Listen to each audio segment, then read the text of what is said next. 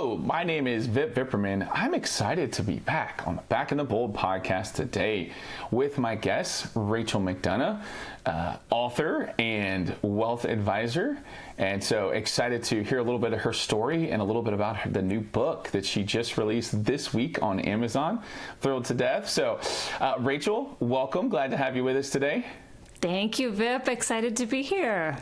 Nice. So I'm in DFW, Dallas, Fort Worth, Texas area. Whereabouts are you coming from today? River Falls, Wisconsin. Northern girl. You can probably tell by the accent. Nice. Hey, I was up north recently, but we were a little over from you guys. We were in Wyoming and Montana. So fun to be in the northern parts of the states, especially in the summertime when it's already 90 degrees here in Texas. Indeed. Yeah, it's 69 degrees outside today here. That's nice. Man, oh man, that's awesome. Wait, Rachel, tell us a little bit about your backstory. How did you get to Wisconsin? Were you born there? Or you grown up there? And we'll kind of slowly catch up to today. Sure. Yeah, I was born actually in this exact town, but I have not lived here my whole life. I took a long path meandering around different places to get back here. So my parents were missionaries, and when I was 10 years old, we moved to Kenya in East Africa. And I lived there for several years until I graduated from high school, kind of back and forth between Wisconsin and Kenya. And then I spent about 12 years working in downtown Minneapolis area. And that was like a different country too, in its own ways. And now back to smaller town Wisconsin. I'm looking out my window, Vip. I can see a cornfield. I often see deer. I saw a fox the other day in the yard. It's just kind of a little bit slower pace of life than Minneapolis. Wow. So quite a different experiences than the average person we've had on the podcast. Traveling the world, getting a chance to grow up in different places. Did you speak any other languages when you traveled? Ninasema Kiswahili kidogo tu. Man, what was that? Now we'll have to get you speaking some Mandarin because I know you've got hidden skills too, but that's a little bit of Swahili. Awesome. Yeah. That's amazing that you've held on to it. Well, I'm actually doing Duolingo to relearn it. So cool. I'm like, I kind of want to get back to that again. I don't know why I can't say what exactly I need it for. I don't use it around Wisconsin very often, but I kind of want to do it. Man, maybe there's an opportunity to serve some clients in Swahili. That would be incredible, right? You never know. So I got to ask the question. I know a lot of folks are in the wealth advisor space. Most of them like to choose a big city, something like that, where there's lots of potential clients, especially cities with lots of people at a high net worth level, something like that. How does it work being a wealth advisor in a small town in Wisconsin? It works very differently, but what we found is that at Wealth Squared, our clients are drawn to us not based on geography at all. So I literally could work out of, a basement. I could work out of a conference room at a hotel. It just doesn't necessarily matter all that much. And our clients are coming to us mostly remotely. And so we have clients actually all across the U.S. and even some international clients, some in Kenya, in fact. And we're finding that Zoom is the way that most of those relationships really are fostered. And then sometimes a concierge type of approach also is helpful. Nice. So why would a client seek you out? I know a lot of advisors are just working their tails off to market and get out there and build relationships and draw people in, as it were. You've got the push marketing and the pull marketing kind of thing. But why did they find you? Yeah, well, gosh, I think it kind of happened accidentally. I was a homeschool mom and I was spending a lot of my time taking care of my kids. And so I actually shrunk my practice. I sold off half of the business to another advisor it was a great fit. She was in the season of wanting to ramp up again as her kids got older. And I was in the season of realizing I didn't have quite as much excellence in those home and work categories as I was hoping for. And so then I ended up with a pretty small and very focused business. I just knew I needed to be very efficient with my time and what time I did have to dedicate to my clients and to creating investment portfolios. I just wanted it to be laser focused.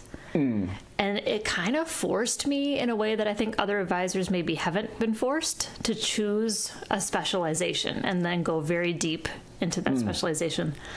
And so I chose, because of my own personal faith and convictions around investing, I chose to go deep on faith-driven investing and impact investing, and have never looked back, really. Like I thought, am I going to regret this? I'm really narrowing the client list that would be suitable for this type of approach.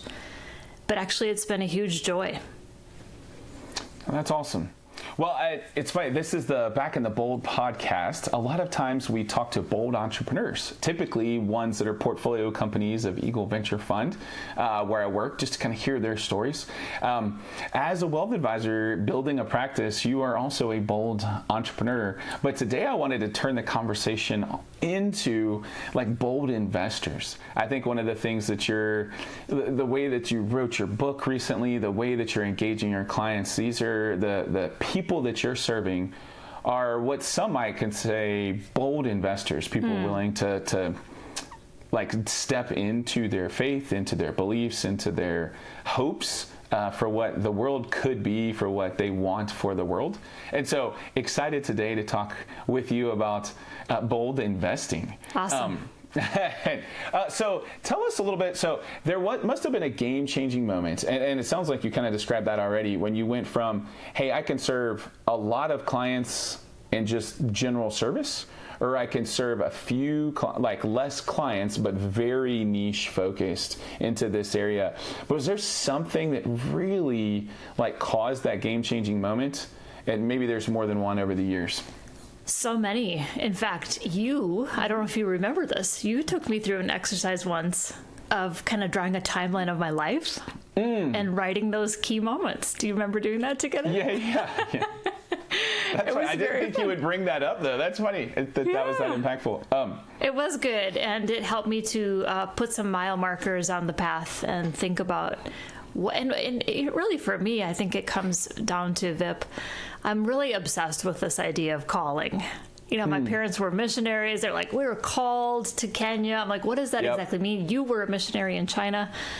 So this idea of calling, I think that can apply to people of many different faiths or backgrounds. But like this idea of, hey, was I designed for a purpose? Do I have a specific assignment with my life? What does it look like to live a life that's worthy of my calling? And as I have kind of gone through a series of key experiences, including growing up in Kenya and being exposed to just kind of abject poverty and like the hopelessness of generational poverty and how that cycle is really hard to break. And then seeing also another pivotal moment, like seeing what happened with like high net worth American investors as I got to sit across the table from so many of them and hearing like, actually, they also are trapped in some forms of suffering, I would say, which might sound weird. But actually, it was like seeing some of the pain and brokenness in their experience too, that it's like, oh, it helped me dial in. I think my calling is actually to kind of build a bridge that aligns capital with calling and aligns capital with conviction and allows investors who are holding a surplus of resources to really dial in, what is it exactly that I'm called to do with the wealth? So that wealth becomes fuel for purpose instead of just like the default mode to preserve it and protect it without like a clear vision of what it's exactly for. I love that. Wealth is a fuel for purpose. Yes. Can you dive into that just a little bit more? Oh man, I've spent 20 years dialing into that. Let's do it. I think what our culture kind of conditions us to think is that more money is never a problem, right? Like accumulate, because you can never really have too much. It's only the scarcity that's the problem. But what I began to see is that with higher net worth investors who clearly were not going to need all of their assets for their own provision or for providing for their families, in some ways, it kind of takes on this weighty, almost like burdensome feeling. They often were dealing with not really sure if people approaching them were sincere or trustworthy, or it's almost like everybody's coming for a piece of that pie. And it breeds this kind of skepticism. It can be really isolating. And the problem, I think, comes where there's not clarity of like, what is the purpose? Like, why? Okay, if I have been entrusted with these surplus resources, what are they for? If it's more than I need to spend for the lifestyle that I have, I mean, we can always let lifestyle kind of creep up, but that actually is not very satisfying. Like, psychological studies have shown, like, there's really a limit to kind of how much happiness you can buy. And then you got to find something else. Like, there has to be a purpose that's bigger than just ourselves or our luxury or convenience, all that stuff. And has to be bigger, I think, for a lot of these families than just taking care of their kids or their grandkids as well. Wow. Dude, I love it. Well, take us from this calling that God put on your life and this purpose that you feel in serving clients in this particular way, and take us to this book. Like, what inspired you to write it? Why is it a fiction story instead of like a how-to booklet, as it were? Help frame that up for us a little bit. Yeah. So, The River in the Garden. Mm-hmm. I'm a very nonfiction girl. I could probably tell you there have been 3, maybe 4 fiction titles that I've read in the last 10 years. I'm a very nonfiction person. But as I started thinking about what are all the experiences that I had on my own personal journey from leaving kind of the corporate wealth management world 5 years ago and starting Well Squared, and how did it change me? Like, what were the things that I actually went through? Well, I went through tons of conferences, books, conversations. I jumped on airplanes and went to other countries and experienced, site visits with different impact investment companies, like going on tours of companies and that were being supported through their portfolios. And I thought, geez, that's an awfully big ask to expect, like, the client families that we work with to go through all those steps. They're probably not going to, because they're not in the business of actually being wealth managers.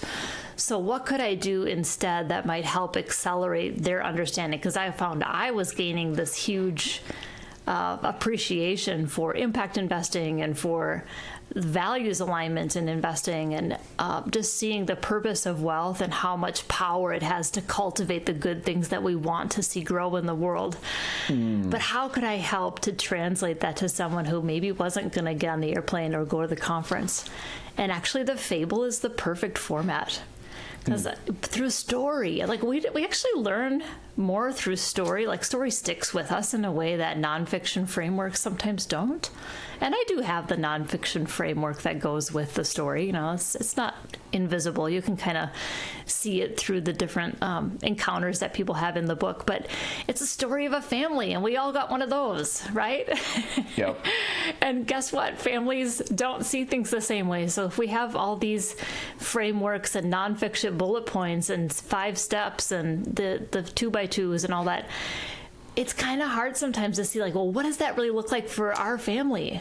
When we see things very differently, like a husband and wife with very different personalities or different generations trying to get on the same page. And what I found was that by using that story-based format, it actually gave me a chance to paint the full picture. Instead of having to get everything neat and tidy into a framework or bullet points. It was like, oh yeah, this is true and this is true. Roger, one of the main characters, he's very analytical, hard-charging executive type. He wants to be data-driven in his decision. And I'm like, yeah, that's true. That's important. You guys are a venture capital firm. You care about data-driven decision-making. Yep. But also, then there's his daughter, Willow. She's an artist, very empathetic. She kind of sees all the behind-the-scenes ways that things are connected, how people are connected to each other, and how business... Actually, in her mind, over time, she kind of realizes business is actually like relationship at scale. And so she comes at it from a completely different angle, and initially is not excited about talking about money at all, because she thinks of herself as more of a people person than a money person. But that's real. Like, that's how families really are. They don't necessarily see things the same way, and yet stewardship, the decision about how to allocate resources, it's something that's best done together. Yeah. Somehow in collaboration with the other members of your family. Yes. Yes. Especially your spouse if you're married. Yeah. Well, and if I'm not mistaken, the story includes a third generation as well. Yes. Do you want to step into that? Because I know there's at least one more main character. Do you want to share a little bit about her as well? Yeah, she's actually my favorite. This is the matriarch, Gran, Maddie, also called Gran. And Gran is sitting on millions that she's never going to need, and she knows it. And so she has, like, we talked about earlier, is it really a problem to have too much? She is really feeling that problem. Like, hey, I don't have a ton of years left, but also, my mental capacity isn't going to last forever. I'm still sharp. And she feels like this sense of urgency about making some intentional choices about what to do with the surplus while she's still able to. And her eyesight is kind of dwindling, and she's like, yeah, I really need to get my son and my granddaughter in on these decisions with me. And so Gran, we can think of, if Roger is kind of like the head and Willow is like the heart, Gran is like the spirit. She kind of drives the whole thing and leads the two of them into a project that they might not have otherwise tackled without her. Nice. That's awesome. Yeah, I love the one quote that Gran says, I want to punch a hole in the darkness. Yeah. Is that right? Yeah. That's fantastic. It's fascinating. So I got to ask, are these based off of, I will say, client characters, like characteristics that you've seen in clients that you've worked with, or clients other people have worked with that over the years? Like, is that kind of how you formed the characters? I think the characters are compilations of people from my own life, clients, family. I think in some ways my little pieces of myself show up in them. But definitely the dynamics, the tension between Roger and Willow is a very experience-based tension. I've seen that same pattern in many different families. And, Roger went off to work. He was very focused on his career and providing for family, and somewhere down the line that became kind of an absence at home. And so his daughter Willow has this kind of soul injury, right? She's feeling a little abandoned and overlooked and maybe not prioritized, and yet they learn over time to understand each other and see from each other's perspective. And I think that's the hopeful note that we all want to see with our families, that we work towards that mutual understanding and mutual respect. Nice. It seems like a huge, part of the story of the book and part of your work is just helping people communicate well. Yeah. You wanted to share about, just any comments about that based on your experience, like how challenging communication can be in these types of relationships? I can think of, I hear oftentimes that, especially the boomer generation, but older generations didn't want to talk about money much with the younger generation. And so won't share, how much is there, how should you spend it? Just don't want to even be a part of those conversations. But how much they miss because of that fact. Absolutely. And I would say, after passing, after we've lost clients, the family members who really struggled were the ones who didn't know what was going on, the ones where there were hard feelings, where there were, kids that were disagreeing with each other, or maybe kind of wrestling through some of the disagreements that came after mom or dad passed away. It was the ones who didn't have open communication, actually. And so even though those conversations are hard, I think we got to lean into them in a way that's maybe not saying disclose everything without discernment, but with discernment and with wisdom, clear communication goes a long way to helping facilitate unity and harmony in a family. And even with the client families that we work with, we help them communicate even with themselves. Just taking time to articulate, what's my vision for the wealth? What's my mission? What am I here for? Am I clear about my own purpose? Because if wealth is fuel for purpose, and I'm not sure, I haven't ever taken time to articulate some of those things, it gets really fuzzy trying to come up with the right financial plan. And us as financial advisors, we're so good at optimizing. Let's solve the puzzle. Let's make it more tax efficient. Let's find ways to get a better risk-adjusted return. But if we don't stop first to think about the why, and we're just hyper-focusing on how, that's not really the best way to serve our investor families. They are often really blessed and challenged, I would say, by giving that invitation to say, okay, let's slow down a minute before we start planning and allocating and making decisions and putting transactions into place. Let's get clear about why. What is your definition of success? What is your vision statement and your mission statement for your family? What are your true priorities? And what are the priorities that belong in this season? And which ones do we need to set aside for a future season because they're not actually, we're kind of living too far in the future. And when clients will go through that process and then come up with a financial plan and an asset allocation and investment plan, we find that that really brings a lot of clarity and peace and good communication with themselves, getting a chance to articulate some of that. And we'd like to help them. I'm a wordsmith. I like to play with the words and help package them in a way that fits and resonates. But it helps them also communicate with a spouse or the kids or the grandkids or whoever else needs to be brought into that conversation.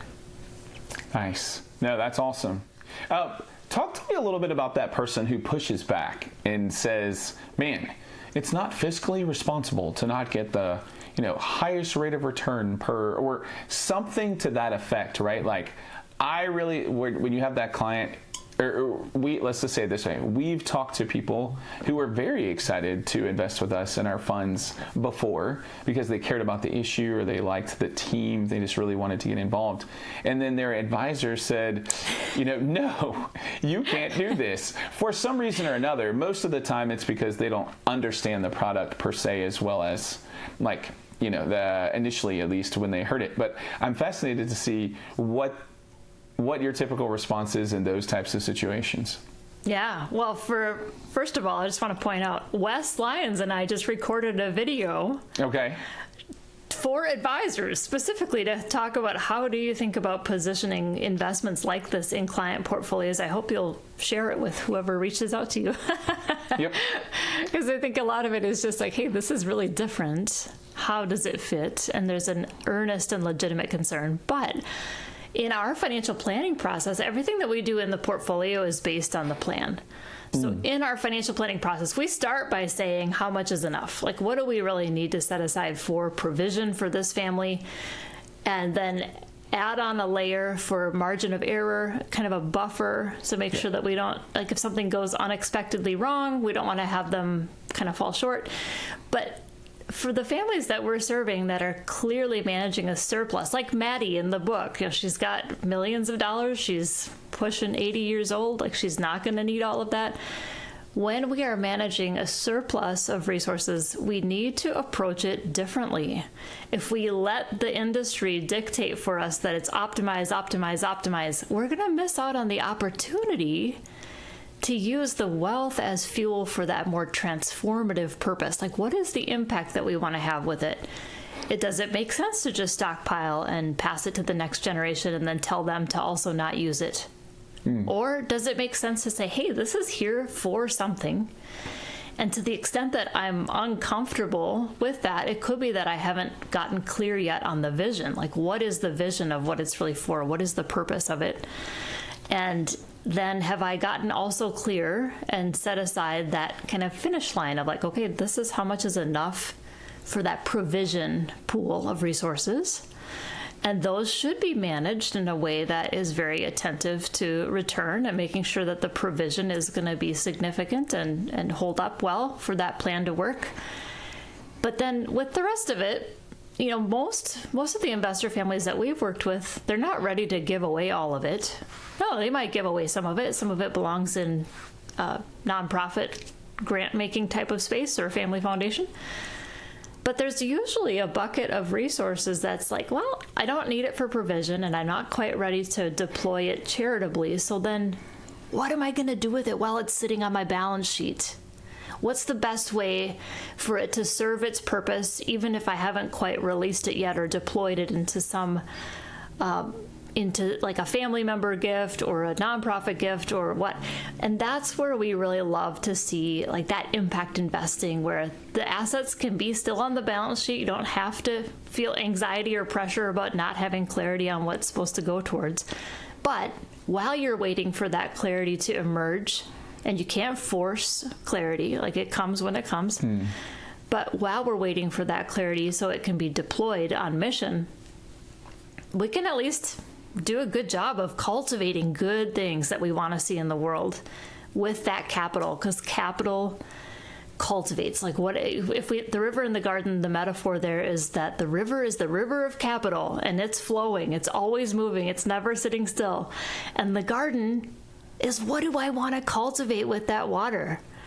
If I'm a family who has significant water rights, as it were, what do I want to see flourish with that capital? What do I want to cause to grow? And we can almost think of it as like, what's the world that I envision wanting to leave to my grandkids? Not just the legacy, like the financial capital, but like the legacy. What do I want them to inherit from me? What are the values that really want to shape those decisions around allocating resources? Nice. Yeah, I often use the phrase WINK, wealth, influence, network, and knowledge. It's good. And to help people consider, we often think just about the wealth piece, but there's so much of that influence and network and knowledge that can be a part of the conversation with the kids and the grandkids and those future generations. Really good. I love it.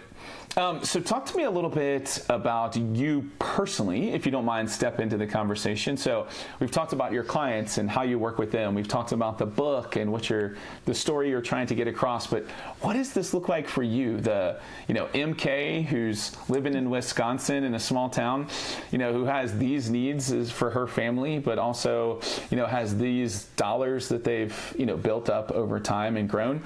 What does that look like for you guys? Can you share that a little bit? Yeah, I would say our wealth is getting allocated as fuel for purpose in a few ways. The biggest one for us still is caring for our family, because we have 3 kids that are still at home, and we'll do a good job prioritizing them, and rightly so. And then I would say a lot of the investment assets that we've accumulated, the vast majority of them are actually in high impact investments at this point, and that's been a slow progression for me, not something that I got comfortable with quickly. But most of our wealth is actually illiquid because it's the businesses that we own.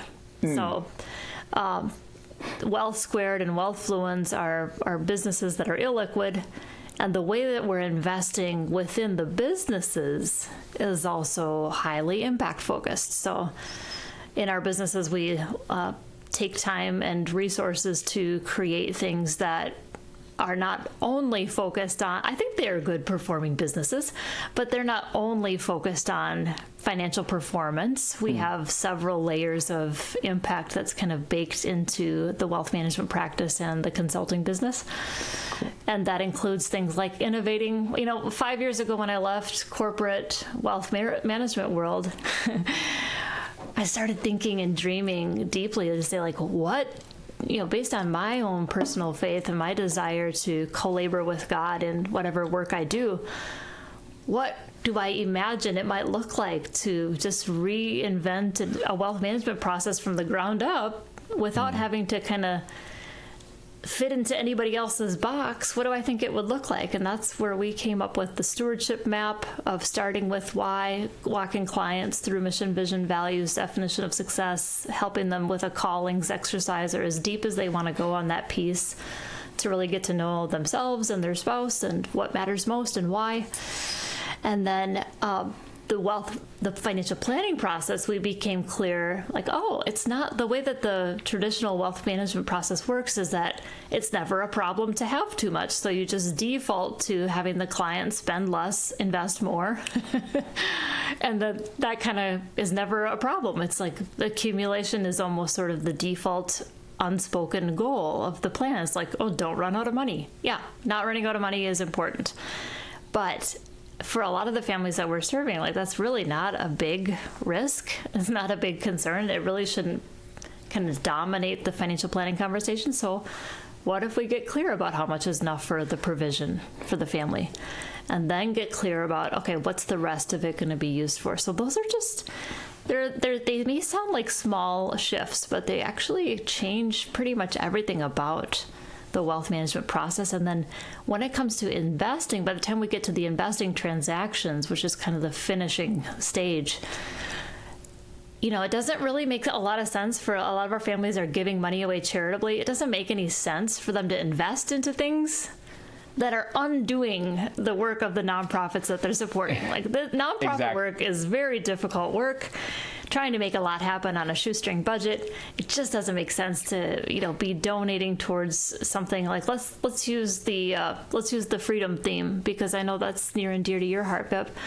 But does it make sense to give to IJM or give to anti-trafficking organizations and then have your investment capital, which is still usually the lion's share of the capital, invested indiscriminately, where there might be, money touching all kinds of, supply chains that have slave labor in them, forced labor? Does it make sense to not use our voice as shareholders and ask hotels and banks and other legitimate institutions to be on the lookout and use best practices to watch out for human trafficking that might be happening right under their noses? I think we want to get the lion's share of the capital. Capital is really influence. And so having the influence that comes with being the shareholder, with being the holder of wealth, having that aligned with your charitable intentions and your values, having those integrated instead of separate, is really a much more holistic approach to wealth management that allows both our head and heart to have a seat at the same table. Dude, I love it. So let me ask you, when somebody reads the book, are they going to come away with the plan? Is it the book kind of whets the appetite for diving into a conversation to build the plan? Does that make sense? The book can't build a plan, but the book can build context. And the book can help understand, even though these are fictionalized, everything in the book is fiction, but they're relevant to real world opportunities that exist. So in the book, the family goes on different adventures. They check out different things. They learn different things. They go see a food desert type of situation in Dallas, where there's an urban food desert. There's not groceries, healthy food available to people living in the middle of a city. And it's what? And then there's a organization that comes in with an urban farm and starts to train people in the neighborhood and give them opportunities, give them their first jobs. And they go to Rwanda and see a renewable energy project and a solar field and a hydroelectric dam and a school that was built right next to the solar field, and how those for-profit and nonprofit organizations are working together. So what the reader is going to walk away with is actually a ton of real-world context for understanding what does the landscape even look like? Because most of us are not getting educated on these options from our investment professionals. Most of us have to look somewhere else. And that was certainly true for me. I spent lots of time being trained as an advisor, and it wasn't until I was outside of all of I worked at 3 different firms before I launched an independent practice at Eversource Wealth Advisors. And from there was able to really survey the landscape and even understand what was outside of the walls that I was working within. And amazing things, I would say amazing things. If you are new to impact investing, if you're new to values-aligned investing, there are so many innovative and creative things happening right now. It's such an exciting time to be an impact investor. Absolutely. No, I remember the very first wealth advisor I had. He'd been a Christian for most of his life, and he'd been a wealth advisor for over 20 years. And I was the first person, I think, that ever asked him about hey, we've got these values that we get out of the Bible. Can you find us anything that's kind of aligned with those values? And he had no clue how to do that initially, and then went back and ended up finding a couple things. But it's amazing even how much the menu has grown in the last 10 years. Just explosive, from new ETFs, new public companies, new private opportunities in the fund of funds, real estate, venture capital, so many different areas. It's really been amazing to just see the last 10 years, the growth and the opportunities, so that there's a lot of fun things to get involved in. But still saddens to me. Maybe I've got one question I want to make sure to ask you. It still saddens me that so many people across the pews, as it were, we'll use pews as the reference, so many people across the church in America and even globally still don't know about all the amazing opportunities that you're introducing to your clients. What do you know, I imagine you look at the book as like an initial way to get some of those stories out, but as you look at kind of faith-driven communities, you look at books like yours coming out, and even John Coleman's book on good money and some other things. I think Rob and John just recently had a book on a good investor. Talk to me. What do you think needs to be done so that more people can be a part of this conversation? Well, one of the passions I have is actually to not see other advisors as competitors, but to see them as multipliers and co-laborers. Let's collaborate. Collaborators, I guess I should say.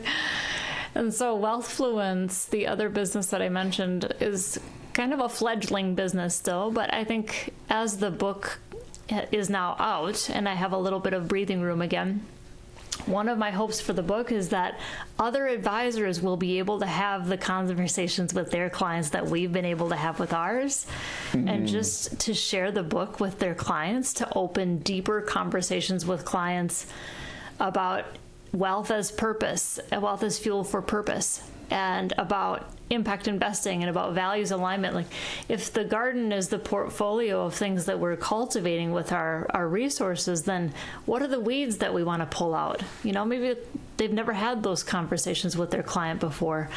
And we've also created a software to go with the book that's called the Garden Audit. And it just gives investors a 15-minute quick self-assessment.